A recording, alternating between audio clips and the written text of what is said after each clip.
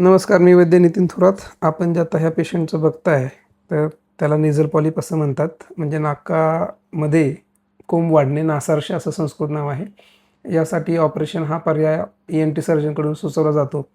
Operation केलं तरी पुन्हा पुन्हा हे नाकामध्ये कोंब येण्याची प्रकृती शरीराची होऊन जाते.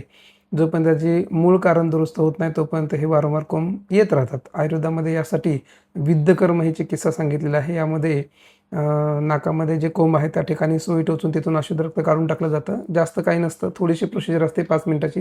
पेशंटला कुठल्याही प्रकारच्या वेदना वगैरे त्या ठिकाणी नसतात आणि हे अशुद्ध रक्त निघून गेल्यानंतर जी लक्षणं जी आहेत त्याच्यामध्ये सतत शिंका येणं, नाक चोकप झाल्यासारखं वाटणं, डोकं दुखणं, सतत सर्दी असणं, धुळीची ॲलर्जी असणं, यासारख्या गोष्टी ज्या आहेत त्या पटकन कमी व्हायला मदत होतात.